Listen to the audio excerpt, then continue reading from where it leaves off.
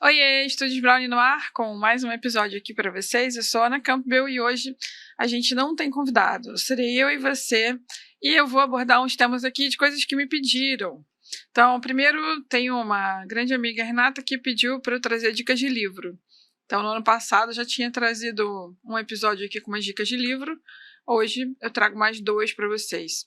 Mas antes da gente falar do livro, eu queria falar o seguinte. Gente, é importante que vocês sigam o canal para que a gente consiga ganhar mais patrocínio, que você curta o vídeo, se você puder divulgar para os amigos. A gente está no Spotify também. Então, eu não sou muito de biscoitar, né, de pedir essas coisas, mas é importante. Então, por favor, se você assiste o canal, mas ainda não está inscrito, se inscreva. É também uma maneira da gente saber o que vocês estão gostando ou não. Comentem. Esse feedback é super importante para a gente poder trazer conteúdo de alto nível aqui para vocês. Eu fiz um PDFzinho para me guiar. A gente vai falar hoje sobre foco, que é uma das coisas que mais se pesquisa no Google em relação à fotografia. E também é uma das coisas que mais ouço de dúvidas como professora de fotografia. As pessoas sempre têm questões em relação ao foco. Então a gente vai falar sobre isso também. Mas antes a gente vai falar dos nossos apoiadores aqui, que são alguns congressos que já começaram a divulgar a sua agenda para 2025. Então o Juan vai colocar na tela para vocês o PDF e a gente vai começar falando de um dos congressos que nos apoia aqui. Então, nosso primeiro congresso parceiro é o Trocando Ideias, ele é aqui do Rio de Janeiro, ele está indo para a 7ª edição, coloquei a data para vocês verem, ele vai acontecer esse ano, inclusive, tem uma novidade, ele era um congresso de um dia, esse ano serão 2 dias, 3 e 4 de junho, primeira semana de junho, vai acontecer no Recreio e tem aqui um QR Code para você poder acessar o site e ter mais informação, preço, né, outras informações de endereço, quem serão os palestrantes. É um congresso voltado para fotografia de família, é bem bacana, muita gente comenta que é o congresso que mais se come de graça, porque ele acontece dentro de uma casa de festas e realmente a Flávia é uma super anfitriã que recebe todo mundo com muito carinho, tem uma energia diferente ali, um evento muito bom, então vale a pena você consultar. Se você nunca foi, vale a pena você dar uma olhada. Nosso segundo parceiro é o Revolution. O Revolution é um congresso itinerante, ele vai passar esse ano por Curitiba, São Paulo, Goiânia e BH, começando por Curitiba. Coloquei também o QR Code para vocês acessarem o site e darem uma olhada nos valores, né, para fazer a sua inscrição como congressista. Ele tem várias dicas também lá de hotel, como é que funciona. Então, se está próximo da sua região, vale a pena consultar. Ou se você quer aproveitar, por exemplo, eu vou para o Congresso de Curitiba, vou aproveitar que vou assistir as palestras também para passear, né, conhecer um pouquinho da cidade. Beleza? Pode passar. Livros. Então, eu trouxe 2 livros aqui para vocês, de dica. Esse daqui é bem pequenininho, ó, cabe na palma da mão, mas ele é um livro incrível. É um livro guia sobre exposição. Ele fala que é do Michael Freeman, esse autor tem vários livros de fotografia muito legais. Eu vou deixar o link aqui no episódio para você encontrar esse livro lá na Amazon. E é um livro de bolso que a gente chama, né? E ele vai te explicando várias coisas, como que você faz exposição, como é que é o ponto de exposição, sabe? Do ponto central, daquela abertura para você ter um controle melhor da sua luz. Eu vi muita gente reclamando também sobre leitura de luz, sobre exposição, sobre a câmera, de como que isso funciona. Então, eu acho que esse livro aqui, apesar dele ser pequenininho, ele é bem completo. Ele vai falar sobre alcance dinâmico, que é super importante você entender o que é isso, né? Porque a principal diferença que a gente fala na fotografia, quando a gente está ensinando fotografia básica, né? A pessoa comprou o equipamento e quer saber como é que usa o equipamento, como é que vai começar a fotografar, a gente fala de alcance dinâmico, porque a gente enxerga muito mais do que a câmera. Então, aí é que começa a grande diferença. E aqui ele explica muito bem sobre isso, ele fala sobre superexposição, baixa exposição, como você captar os tons médios, o que são os tons médios, exposição de cor, tem diferença. É quase que um curso de exposição esse livro aqui, e vale a pena você consultar. Eu tenho ele há muitos anos, vira e mexe eu dou uma relida aqui, só para dar uma refrescada, né? Porque a gente que ensina fotografia, a gente está sempre refrescando a memória desses conteúdos, então vale a pena consultar esse livro aqui, se você ainda tem dúvidas sobre exposição. Um dia ainda vou fazer um material aqui só sobre exposição, que eu sei que é uma dúvida da galera. E um outro livro que eu trouxe aqui é do João Branco. Ele é sobre marketing, chama-se Desmarketize-se. O novo marketing não parece marketing. E eu vejo muita gente ainda fazendo aquele marketing 1.0, sabe? Compre batom, seu filho merece batom. Quando ao passo que hoje em dia a gente tem que falar com o público de maneira diferente e vender experiência ao invés de vender o produto. E isso eu gosto de fazer uma comparação muito relacionada com a gente da fotografia, né? Nós somos fotógrafos, amamos o nosso equipamento, sabemos que o nosso equipamento é uma mera ferramenta para a gente. Quer dizer, uma mera ferramenta é maldade, né? Mas é uma ferramenta importante que a gente precisa, tanto o fotógrafo quanto o videomaker, para gerar o produto final. Mas a gente sabe também que a ferramenta sozinha não faz nada, né? Assim como a gente sabe que o bisturi sozinho não faz nada. O médico precisa ter o conhecimento para usar aquela ferramenta. Só que ficou tão massificado no nosso mercado. Um slogan da Kodak, que inclusive é a empresa que deu origem à câmera Brownie, que também é uma referência nossa aqui, que ele dizia o seguinte: você aperta o botão, né, e a gente faz o resto. Você clica e a gente faz o resto. Esse era um slogan que eles tinham. Mas por que existe esse slogan? Porque naquela época a câmera era de filme, e aí a pessoa precisava mandar o filme para revelar em algum lugar. Então, o que ele estava querendo dizer é que você clica, né, você fotografa o que você quiser e depois ele faz o resto, ele revela para você. Isso ficou tão massificado, né, que muita gente ainda acha que basta apertar o botão. Eu acho que alguns fotógrafos, muito poucos, acham isso também, de uma certa maneira, lá no fundo, e acabam passando essa mensagem equivocada, porque para você chegar a registrar aquela imagem, muita coisa passou pela sua cabeça antes de você chegar no registro efetivo. Não estou falando de um iniciante que está aprendendo e que aí vai ter o dedinho nervoso e vai clicar mesmo, sem saber ainda muita noção do que está fazendo, né? Então, eu deixo a dica aqui desses 2 livros. Esse aqui é muito legal, vai aprender, você vai conseguir deixar de ser considerado, assim, um marqueteiro, né? E entender melhor como que você pode fazer essa comunicação para vender melhor o seu trabalho, o seu produto, e assim entender melhor como que você faz todo esse processo. Eu vejo muita gente reclamando que nos grupos de fotografia que os clientes reclamam de preço, que os clientes falam, mas o fulano cobra mais barato. Isso existe em qualquer mercado. Vai depender se você vai saber vender melhor o seu serviço ou não, para ir diminuindo essas questões. Beleza? Então vamos aqui para o conteúdo e vamos falar sobre foco. Foco é uma das maiores questões que eu recebo quando eu estou dando aula, uma das maiores dúvidas. E também eu fui pesquisar, pode passar?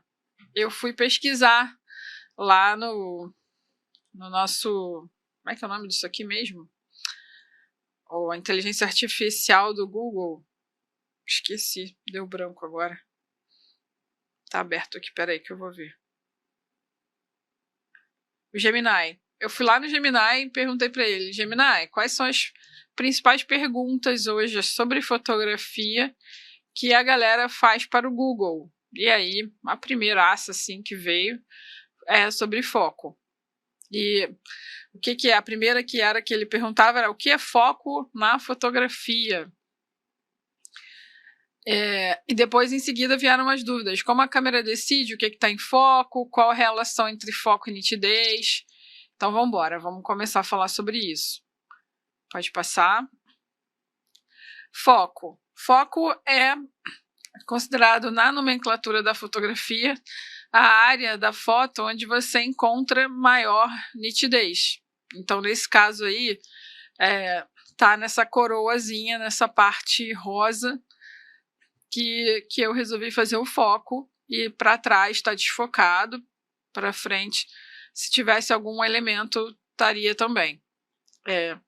Mas não quer dizer que as fotos onde eu faço o foco, o fundo tem que ser sempre desfocado. Uma coisa é uma coisa, outra coisa é outra coisa.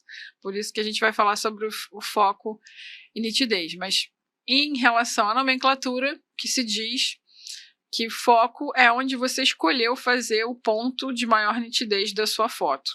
Pode passar. Então, foco é o plano focal no qual a imagem possui a nitidez máxima. Ana, mas tem fotos que eu não consigo identificar porque está tudo nítido. Beleza, mas ele em algum momento ele escolheu um ponto ali. Não quer dizer que você vai conseguir saber, né? Nesse caso aqui, quando a gente trabalha com um diafragma aberto, que gera bastante desfoque, a gente consegue saber exatamente aonde que a pessoa fez o foco. Mas não é obrigatório que em todas as fotos você consiga perceber isso. E aí é legal falar também sobre profundidade de campo. Então, uma coisa é foco, outra coisa é profundidade de campo. Quando eu tenho uma foto onde eu olho os planos e vejo tudo nítido, significa que é uma foto realizada com muita profundidade de campo.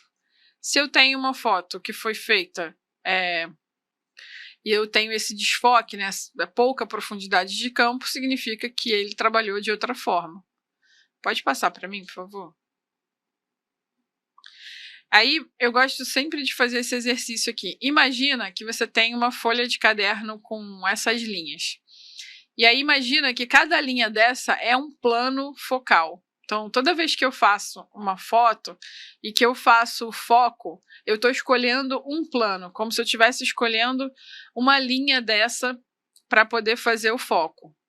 E aí, dependendo do que você esteja usando e de 4 fatores que eu vou falar mais para frente, você vai ter mais profundidade de campo, ou seja, você vai ter a foto com mais áreas nítidas, ou você vai ter pouca profundidade de campo, você vai ter um ponto específico, uma linha dessa daí em foco e o restante não. Por que eu gosto de mostrar essa linha do caderno e pedir para... Pode passar o próximo, por favor? É como se a foto, fiz uma sobreposição aqui, é como se a foto tivesse essas linhas imaginárias, né? E aí você tivesse escolhido uma linha dessa para fazer o foco. E aí, em alguns momentos, dependendo das características do que você esteja usando, de parâmetros de diafragma, tipo de lente, sensor e distância, que são os 4 fatores que afetam, você vai ter mais ou menos profundidade de campo. Você sempre vai ter o foco, mas você vai ter uma área mais com uma foto com quase tudo nítido ou uma foto com uma parte focada, nítida, bem nítida, e o restante nem tanto. E isso é importante você saber quando você está fazendo fotografia de grupos, por exemplo, né? Porque você imagina que ele vai colocar em foco tudo que tiver naquela linha que você escolheu. Então, se eu tivesse um grupo de pessoas ali e eu tivesse umas pessoas mais para frente, outras mais para trás, dependendo da linha que eu escolhesse, podia ser que as de trás ficassem desfocadas, de acordo com os parâmetros que eu estivesse usando, e as da frente também, e só uma linha estaria ali em foco, ou tudo em foco, entre aspas, né? Tudo nítido com profundidade de campo, que isso vai variar de acordo com o que você estiver usando de parâmetro. Então, nesse caso, vamos supor que eu tenha... nesse caso, eu sei o que eu fiz, né? Mas a gente olhando a foto, a gente consegue ver... não consegue, né? Porque eu não botei o outro slide aqui mostrando só a foto sozinha. Mas a foto original, tenho uma plantinha na frente que está desfocada, e atrás eu tenho foco para minha modelo, que por acaso é uma fotógrafa também que já esteve aqui, que é a Elaine, que eu fiz um ensaio dela. Então eu fiz o foco na Elaine e a plantinha que estava na frente ficou desfocada. Mas tem outros exemplos aqui na frente para mostrar. Mas eu queria que vocês entendessem que existe essas linhas imaginárias e que você tem que pensar sempre nisso quando você for fazer a foto. Ah, Ana, então se eu vou fazer foto de grupo, o que eu preciso pensar? Eu preciso pensar e sempre enfocar na primeira pessoa que está mais próxima de mim, que aí eu garanto, entre aspas, né? Eu tenho garantia, é muito amplo, porque eu não vou saber qual o parâmetro que você está usando. Mas se você fizer foco na primeira pessoa que estiver mais próximo de você, as chances de você ter o grupo todo nítido, né, com profundidade de campo é maior do que você escolher uma pessoa do meio, tá? Ou a última pessoa.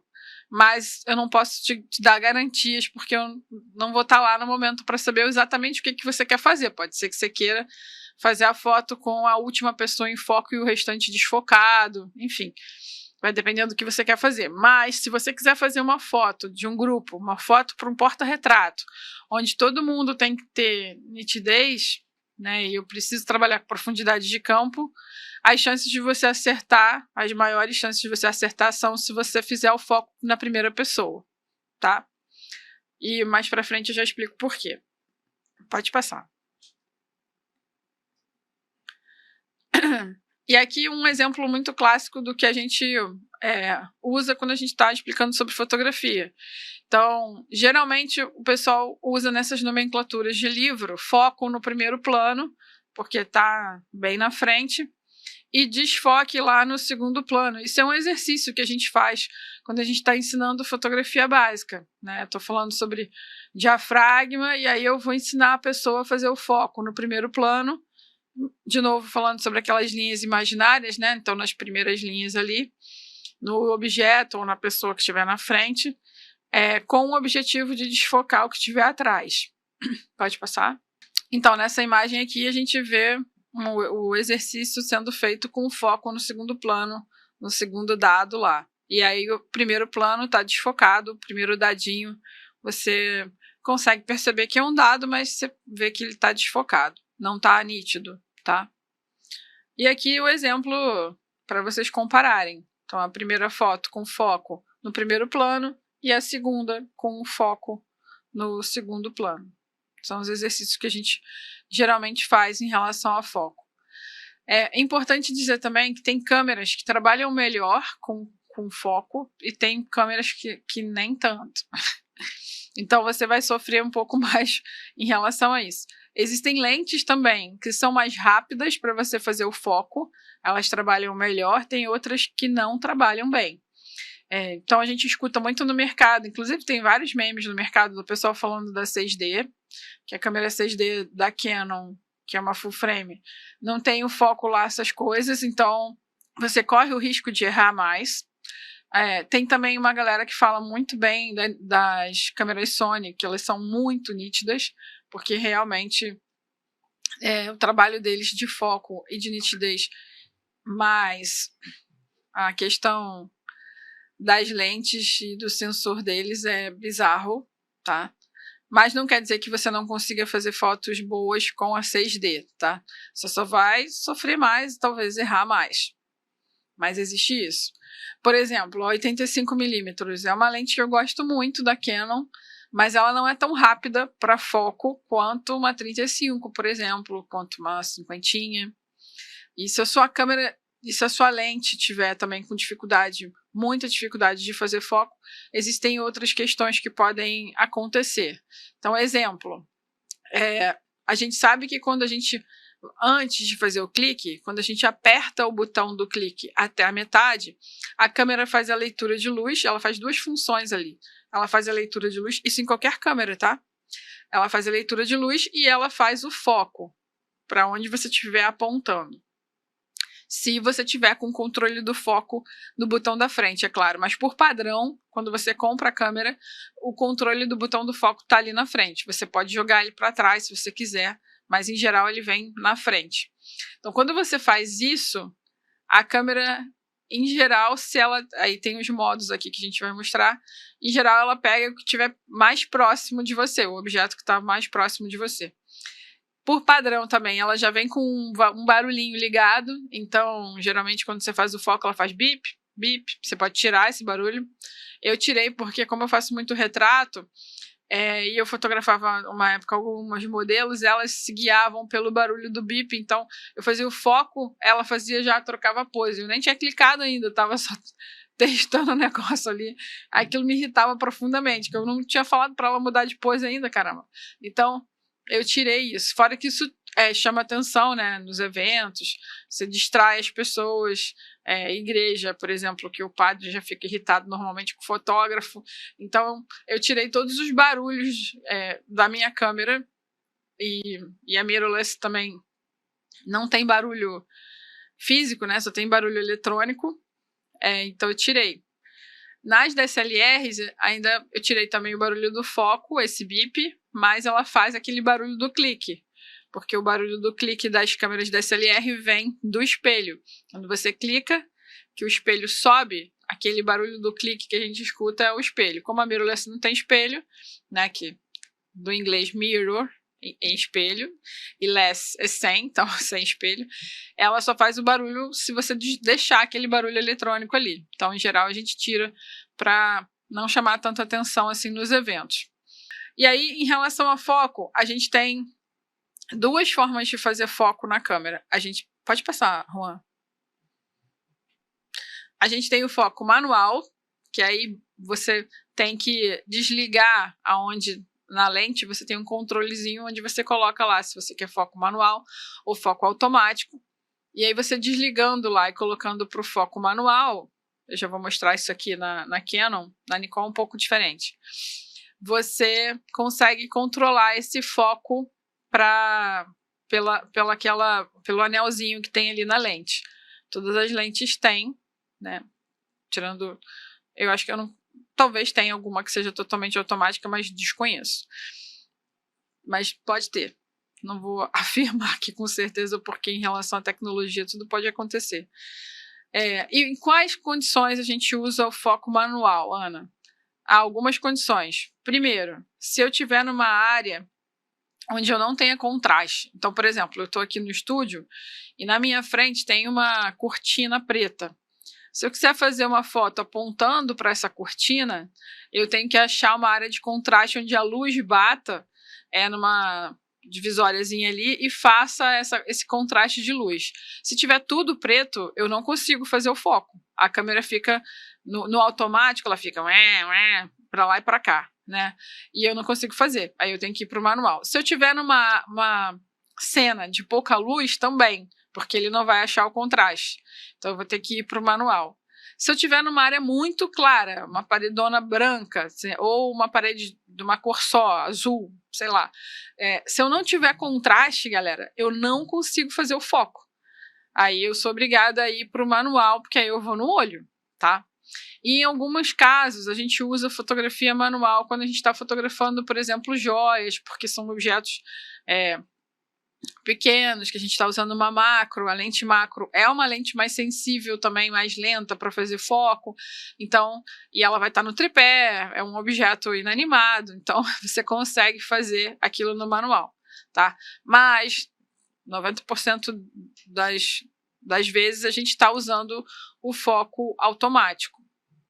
E aqui, ó, tem um exemplo onde que a gente encontra isso nas câmeras. Então, do ladinho da lente, eu tenho esse botãozinho aí para poder trocar.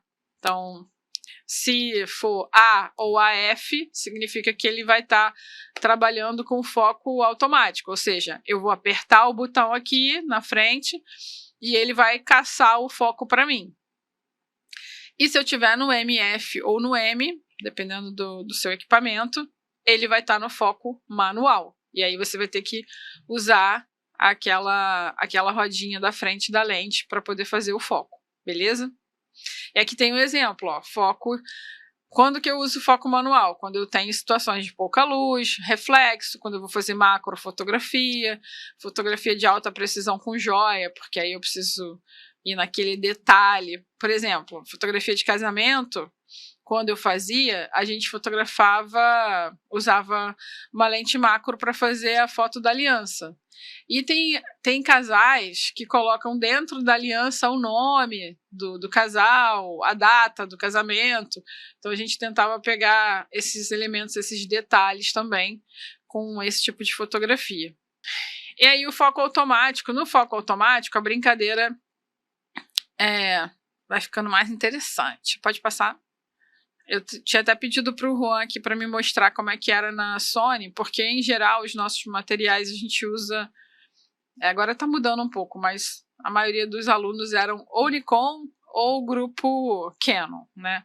Hoje em dia a gente tem Fuji, tem Sony, que a Sony é uma marca mais híbrida e que dá para fazer muita coisa com vídeo também.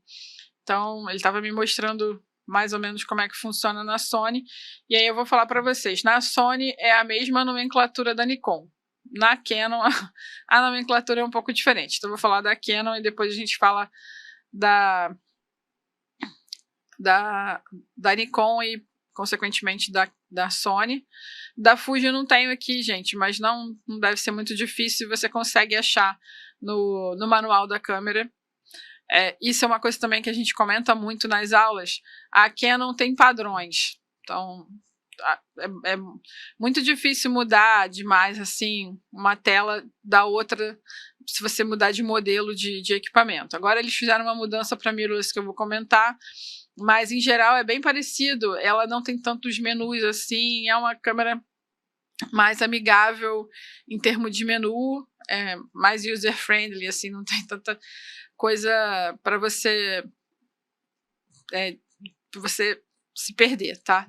Já a Nikon, cada modelo é um rolê diferente, cada tela é de um jeito, tem um menu diferente e mais opções de botão. Então, assim, para eu chegar numa função na Canon, eu vou no menu, pronto, achei ali. Na Nikon, não. Na Nikon eu tenho que descer 3 menus para até chegar no negócio. Eles te dão mais opção. Não estou dizendo que é ruim, tá? Só estou dizendo que no início, quando você está aprendendo fotografia, é um pouco mais difícil, porque tem muita informação. Então, vamos lá. Em relação a Canon, ele trabalha com esses 3 modos, e aí você vai ali no menu ou nesse botão AF Mode, ou aqui na sua tela atrás, você vai clicar em menu, ou set, ou esse Qzinho aqui, ele vai abrir uma opção, porque eu não tenho como te falar assim de cara exatamente, porque eu não sei o seu modelo, mas se você apertando esses botões que eu falei, uma hora você vai achar esse AF Mode, ou então vá ao recurso do seu manual para você escolher onde que está essa opção aqui. Mas basicamente ele vem com esses 3. One shot significa um clique. Então a cada clique que você faz, você tem que fazer o foco de novo. Ele só vai fazer o foco por clique. E por padrão a câmera já vem setada nesse, tá? Porque ele te obriga a você escolher o foco. Ele tem o iFocus e o iServo. E aí eu vou explicar para frente o que funciona, o que significa o iFocus e o iServo, tá? Eles agem de forma diferente, mas no geral 90% das vezes a gente está no one shot. E se você não sabe o que significa os outros 2, não tire, porque vai dar problema, tá? Isso é garantido. E aí Nikon é um rolê à parte, como eu falei. Algumas câmeras têm esse botãozinho na frente para você poder escolher essas opções de mudança de tipo de foco. Eu sempre usei Canon, então quando eu comecei a dar aula eu ralei para conseguir achar isso, porque você via a opção no menu, mas eu não conseguia acessar aquela opção no menu para poder trocar, até eu descobrir que tem um botãozinho na frente que você tem que apertar para que o menu seja habilitado atrás para você trocar o tipo de foco. Então, como eu falei, Nikon é um universo à parte, mas é importante você saber que existe esse botão, se você quiser trabalhar com esse tipo de equipamento. E detalhe, eu não estou vendendo marcas aqui, nem sou patrocinada por nenhuma delas, mas a gente sempre fala no curso, e eu deixo a dica aqui para você, se você chegou agora no canal e está querendo estudar sobre foco, e entender um pouco mais sobre equipamento antes de investir pesado, procure entre os seus amigos qual é o tipo de marca que eles usam. Então, se os seus amigos próximos trabalham com Sony, vai para Sony. Se eles trabalham com Canon, vai para Canon. Ou Fuji, escolha esses, porque é legal você ter pessoas próximas para te apoiar em algum perrengue, seja para informação de como usa, seja para pedir emprestado algum equipamento, tá? Mas fica o aviso, a Nikon não tem mais representação no Brasil, então para você conseguir suporte para consertar alguma coisa, peça, é um pouco mais complexo. E hoje em dia a gente vê a maioria entre Canon e Sony, porque a Sony é uma híbrida que trabalha bem com vídeo e a gente sabe que o mercado está cada vez mais diverso e que a gente tem muito pedido hoje em dia de foto e vídeo, ou às vezes de vídeo com um plus de foto. Então, pensa nisso antes de você escolher o seu equipamento, tá? E aqui os tipos de foco automático. A gente tem o iServo na Canon, que é a mesma coisa do AFC na Nikon e na Sony, que é um modo de contínuo de focagem. Então, o que ele faz? Quando você muda para esse botãozinho, na hora que você aperta o botão ali do clique para fazer o foco, aquela luzinha do foco não acende mais. Por quê? Porque ele está fazendo foco para você. Então, ele não vai acender aquela luz. Você vai sentir que o botão está liberado para você clicar. Esse sensor a gente usa para captar movimento. Então, por exemplo, em que situações que a gente usa? Cenas de ação, cenas de esporte, desfile, o cortejo da igreja, do casamento, porque a pessoa está vindo na sua direção e você está clicando ali sem ter que ficar fazendo foco, porque a câmera está fazendo foco para você. Agora, é importante que seja nesse momento em que a pessoa está vindo na sua direção, tá? Se você for usar isso e, por exemplo, tem uma pessoa no cortejo aqui da igreja do casamento vindo na minha direção, ou um desfile, ou uma corrida, e no meio do caminho passa uma pessoa na frente, já era. Eu corro o risco de pegar uma outra pessoa em foco e aquela pessoa que eu queria focar não conseguir. Porque a câmera vai para o que estiver mais próximo de você, tá? Então, por isso que funciona bem quando a pessoa está vindo na sua direção. E funciona bem para essas situações de corrida, de esporte, de cortejo, porque, exemplo, casamento. Tem lá a cerimonialista e ela fala para os padrinhos, olha, entrem devagar, sorriam, olha para o lado. Mas, cara, cada casal reage de um jeito. Tem gente que vem igual um furacão, né? Andando rápido. Tem gente que vem mais devagar. E aí você consegue fazer mais fotos. Então, esse tipo de foto, de focagem automática do servo, é legal para essas situações. Criança também, festa infantil, tá correndo, tá vindo na sua direção, também super funciona. Mas não é recomendado para tudo, tá? Então, por isso que 90% a gente está lá no one shot, né, que é o single para Nikon e para Sony, porque a gente está controlando. Em algumas situações a gente consegue usar esse daqui. E existe nas câmeras também esse AI Focus para Canon e a FA para Nikon, para Sony, que ele chama de modo misto. Então, em hora ele vai escolher o single e vai habilitar o botão para você fazer. Ora, ele vai fazer o contínuo lá que ele escolhe o foco. Esse eu não recomendo usar nunca, porque como é que eu vou saber em que situação que ele vai escolher cada um desses, entendeu? Eu prefiro eu escolher um momento que eu vou deixar ele fazer o foco para mim, porque é um momento de corrida, ou um momento que eu quero fazer o foco. E na mirrorless não tem mais essa função. Acho que eles entenderam que a gente não usava. E pelo menos na Canon não tem mais essa função, tá? Não sei se nos outros modelos, mas a R6, por exemplo, da Canon, ou ela tem o servo, que ele vai controlar para mim, ou ela tem o single, o one shot, ela não tem mais essa função de hora ele faz uma coisa, hora ele faz outra. A outra coisa que eu queria falar para vocês antes da gente fechar esse momento aqui de trabalho de foco é sobre a questão dos fatores, né, que o pessoal não costuma falar, mas que é super importante na fotografia, que é a questão da profundidade de campo. Existem 4 fatores que afetam a profundidade de campo, e eu acho que estudar profundidade de campo é legal para você entender que talvez você não esteja errando no foco, mas talvez você esteja errando na questão da profundidade de campo.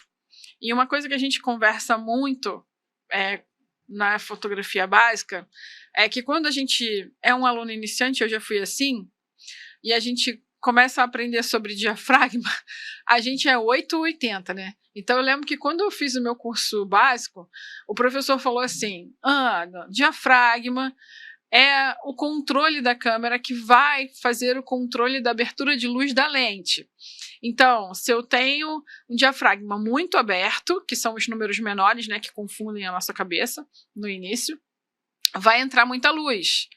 Só que uma característica da lente e do diafragma é, se está muito aberto e está entrando muita luz, eu tenho pouca profundidade de campo. Então, se eu quero gerar aquele efeito na foto do desfoque, eu vou ter que trabalhar com diafragma aberto. Só que aí, quando eu trabalho com diafragma aberto, eu perco profundidade de campo. Então, o que acontece quando eu perco profundidade de campo é que as chances de eu errar o foco são grandes. Então, vamos supor, você vai fazer uma foto minha, estou aqui com o microfone na frente. Aí você vem com um diafragma 2.8, é um diafragma bem aberto. A gente está num ambiente fechado e você quer captar bastante luz porque você está sem flash. E aí, por acaso, eu tenho o microfone na frente. Você vai fazer uma foto, um retrato meu, e você, sem querer, faz o foco aqui no microfone. Se você estiver muito próximo de mim, as chances de eu ficar desfocada são grandes. Então, não é um erro de foco da câmera, é um erro seu que não pensou na profundidade de campo, porque você fez o foco aqui no microfone, e aí eu estava um pouco atrás do microfone e eu fiquei desfocada. Então, profundidade de campo é importante por isso, porque ela vai determinar a faixa de nitidez percebida antes ou depois do plano de foco que você escolheu. E às vezes no calor da emoção ali, na velocidade das coisas que a gente tem que fazer, a gente acha que fez o foco na pessoa, mas por acaso tinha um objeto na frente e a câmera fez o foco naquele objeto. E aí você fica com a imagem desfocada. Isso também acontece para vídeo, tá? E existe uma regrinha, que é uma reguinha, quase que dá um quebra-língua aqui, que é universal para todos os equipamentos, tá? Até onde eu sei, é que a profundidade de campo trabalha da seguinte maneira. Eu fiz o foco, lembra do caderno, das linhas? Eu fiz o foco numa daquelas linhas ali. Eu vou ter foco 1/3 para frente e 2/3 para trás, depois da linha que eu escolhi. Por isso que eu falei que eu ia voltar nesse assunto de você pensar, quando você está fazendo foco para grupo, de você sempre fazer o foco na primeira pessoa que está mais próxima de você. Porque tenho 2/3 de profundidade para trás, concorda que eu tenho mais profundidade de campo para trás do que para frente? Se para frente eu só tenho 1/3? Então as chances de eu acertar são maiores. Então, se eu vou fazer uma foto aqui desses livros, aí eu tenho esse aqui um pouco para trás, esse aqui um pouco para frente, e aí eu vou botar meu celular aqui. Não sei se dá para ver isso tudo aí. Você pode tirar o material dali, deixar só eu, que eu esqueci de avisar o meu videomaker, que eu tô fazendo besteira aqui, que eu não sei o que ele tá mostrando. Mas vamos supor que eu vá fazer uma foto e essas pessoas são pessoas, né, que elas deveriam estar alinhadas assim, ó, todas no mesmo plano, mas elas, na vida real, a gente sabe que elas não estão, né? Uma vai ficar um pouquinho mais para trás, outra um pouquinho mais para frente. Então, se eu quero que todas elas saiam com profundidade de campo, ou sejam nítidas, né, eu teria que primeiro fazer o foco aqui no celular para garantir que eu tenho 2/3 para trás e eu vou pegar esses 2 livros aqui também. Se eu faço nesse daqui do meio, e eu estou trabalhando com diafragma muito aberto, e eu estou próximo deles, porque não tem espaço para mim de recuo, a chance desse aqui ficar desfocado e esse também é grande, tá? E isso acontece às vezes na vida, né? A gente não tem muito para onde ir, a gente esqueceu, sei lá, tá com o diafragma aberto e fez o foco na pessoa que estava no meio, que geralmente, já viu foto de grupo? A galera abraça assim, né? E os que estão na ponta, cara, eles sempre fazem um Uzinho assim. Eu sempre falo, gente, pode ficar reto, pode ficar todo mundo na mesma linha. Não, mas eles fecham. Quando eles fecham, eles ficam um pouquinho mais na frente do que os que estão no meio. E aí, se eu não faço o foco neles, o risco deles ficarem desfocados e faço fazer o foco na pessoa que está no meio da foto é maior. Não sei se deu para vocês entenderem daí, mas essa é a ideia. E aí, se vocês não entenderam, depois me fala, tá? Porque a gente pode voltar nesse assunto. Então, se eu faço uma foto com 3 garrafas, por exemplo, usando um diafragma 1.4, eu vou ter menor profundidade de campo tanto para frente quanto para trás, porque os meus 2/3 de trás e 1/3 da frente é menor. Agora, se eu fecho um pouco esse diafragma, se eu já coloco para 4 ponto alguma coisa, eu já ganho mais profundidade de campo. E além do diafragma, a gente tem outros fatores que alteram a profundidade de campo. E isso, alguns deles eu fui aprendendo na prática, né, na marra, antes de chegar nesse material aqui. Então, o primeiro fator que afeta a profundidade de campo é o diafragma, que a gente estava falando aqui. Se eu trabalho com diafragma muito aberto, 2, 1,8, 1,4, eu vou ter menor profundidade de campo naturalmente. Então, eu tenho que me preocupar se é isso mesmo que eu quero fazer, se eu realmente... Talvez seja, tá, gente? Eu posso estar fazendo uma foto de uma pessoa na rua e eu quero que seja um retratão dessa pessoa, mas eu não quero que o que está atrás seja... Que isso também pode ser a gente usa isso também como recurso para limpar a cena, entre aspas, sabe? Eu tô fazendo um retrato de uma pessoa, tem uma galera passando atrás, eu não tenho o poder de falar, galera, vaza daí e libera o espaço para mim. Então, o que a gente pode usar como recurso é um diafragma bem aberto, porque eu vou ter o retrato daquela pessoa e o que tiver para trás vai estar desfocado. E aí eu faço uma limpeza da cena, aquelas pessoas ali não vão interferir na leitura da minha imagem. Tá? Eu estou concentrando, eu estou falando para o meu leitor, eu quero que você olhe para isso, eu quero que você olhe para essa pessoa, e não para o que está atrás dela, tá? Porque eu deixei desfocado. Então, isso é um recurso. Agora, se eu preciso passar a informação do que está atrás, eu vou precisar trabalhar com um diafragma um pouco mais fechado para ganhar essa profundidade de campo. Ou se é um grupo, como eu estava falando, eu vou precisar pensar em profundidade de campo para que todas as pessoas saiam nítidas na foto. Um outro fator que também afeta a profundidade de campo é a distância focal, ou seja, eu tenho lentes que me dão mais profundidade de campo e lentes que me dão menos profundidade de campo. Então, eu tenho que ter atenção e saber sobre isso. Exemplo, grande angular, né? As lentes 24, 35, essas lentes têm por característica me dar profundidade de campo. Elas têm outras coisas também, outras características que elas trabalham, mas uma delas é a profundidade de campo. Ou seja, se eu trabalho com uma 35, as chances de eu ter profundidade de campo são maiores, tá, do que uma tele, por exemplo, uma super tele. Uma 70-200, ela tem como característica menor profundidade de campo. Então, com essa lente, eu consigo desfocar mais. Ela também achata os planos. Então, eu tenho que pensar que essa lente também vai afetar no resultado da minha foto e eu posso errar, talvez, por isso e achar que é foco, e não é. Uma outra coisa que afeta a profundidade de campo é a distância do objeto.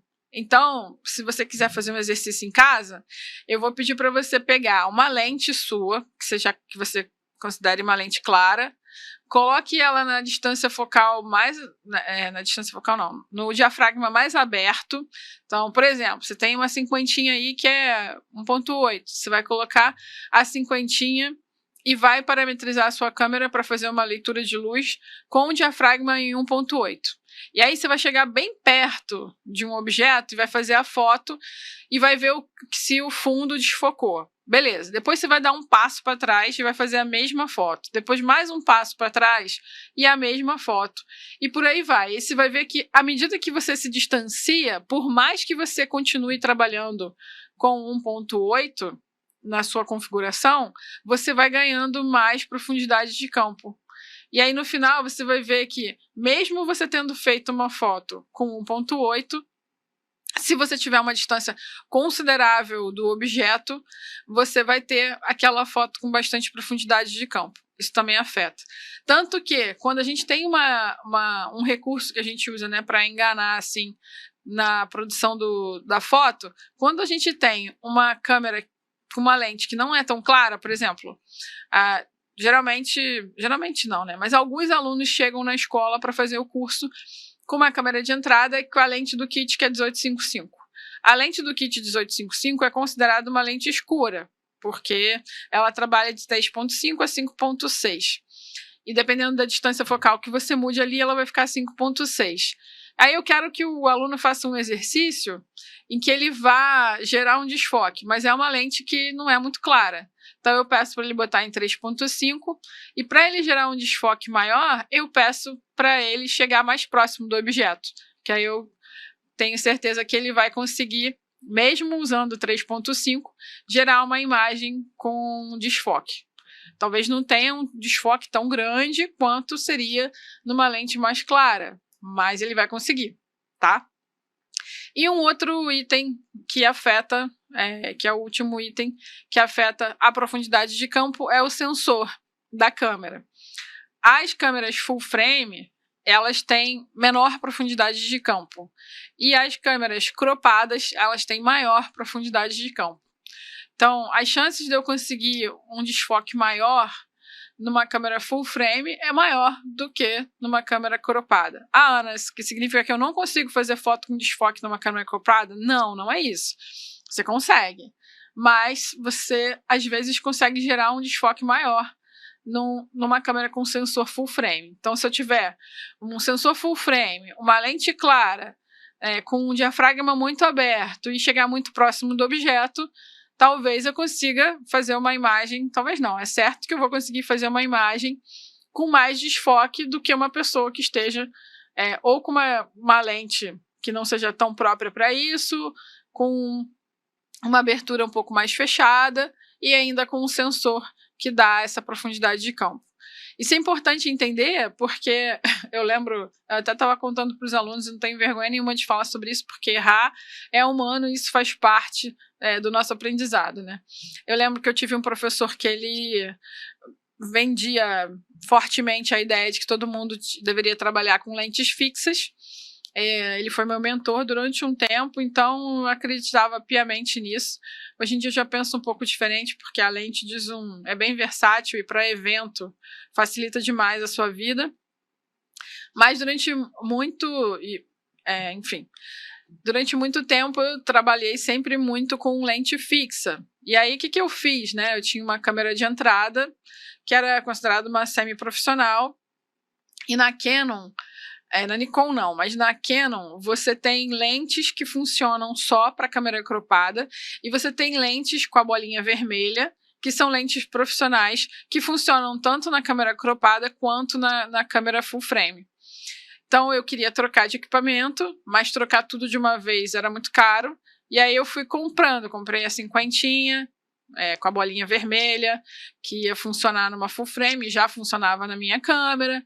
Depois eu comprei a 35mm, e aí quando eu tinha a 35, a 50 e 85, eu falei, beleza, agora eu posso trocar para full frame. Aí eu comprei o corpo da full frame, e eu estava muito acostumada a trabalhar com a 50, fui fazer um ensaio, eu estava a uma certa distância da família, e era um tipo de configuração de leitura de luz, de parâmetros que eu estava acostumada a usar, que eu sabia que funcionava, e eu falei, vou fazer nessas configurações aqui, né, porque você se habitua a fazer de um jeito. E aí o que aconteceu? a gente estava num jardim, os pais estavam sentados num banquinho do jardim, e eu tinha brincado com a criança acho que tinha uns 2, 3 anos, eu falei para ele, porque criança, né, a gente tem que ter uma psicologia ali. Aí falei para ele, queria que você desse um susto neles. Então você vai ali por trás, né, devagarzinho, silêncio, aí fala, bu, isso aqui. E depois abraça eles vão se amarrar. Aí ele, tá bom, tia, vou lá. Aí ele foi, e aí eu queria pegar essa reação deles. E aí eu peguei, só que o que aconteceu? Eu fiz o foco errado, né? Eu tinha que ter feito o foco nos pais, eu fiz o foco nele, que estava mais atrás, porque ele era meu personagem principal. E aí eu tava com uma 50mm, com uma abertura muito alta, não lembro direito qual era a abertura, mas depois, se vocês quiserem, se vocês colocarem aqui no comentário, eu posso trazer no próximo episódio essa foto para mostrar. E eu não tava com muita distância deles. Então o que aconteceu? Como eu tava falando de você prestar atenção na onde que você vai fazer o foco, né? Eu fiz o foco nele, que tava um pouquinho só atrás dos pais, e ele ficou em foco e os pais ficaram desfocados. Então, tipo, é uma foto que não dá para usar para porta-retrato. Se eu tivesse feito o foco no pai ou na mãe, que estavam mais à frente, eu teria conseguido pegar o foco na criança também e teria sido uma foto aproveitável, né? Mas naquela época eu não sabia disso. Então, estudar a profundidade de campo é super importante para você não sofrer esses problemas e lembrar sempre desses 4 fatores que sempre vão estar afetando a profundidade de campo da sua foto e afetando também o resultado daquilo que você quer mostrar nitidamente, né? Então, resumindo aqui, recapitulando só para a gente fechar. Distância focal, a distância que você está do objeto, o sensor da câmera afeta, então diafragma, distância focal, a sua própria distância do objeto e o sensor. Esses 4 sempre vão afetar a sua profundidade de campo para mais ou para menos, e muita gente confunde isso com o foco. Beleza? Espero que vocês tenham gostado desse conteúdo. Se você gostou, se aprendeu, se revisou, se você concorda, se você discorda, deixa seu like aqui, comenta, divulga para alguma coleguinha que tenha dúvidas sobre isso. Se você quiser saber mais sobre isso ou sobre outro tema mais específico de fotografia, Ana, queria saber sobre lentes, características das lentes, comenta aqui embaixo que aí eu faço um material específico para você, tá bom? Obrigada e até a próxima.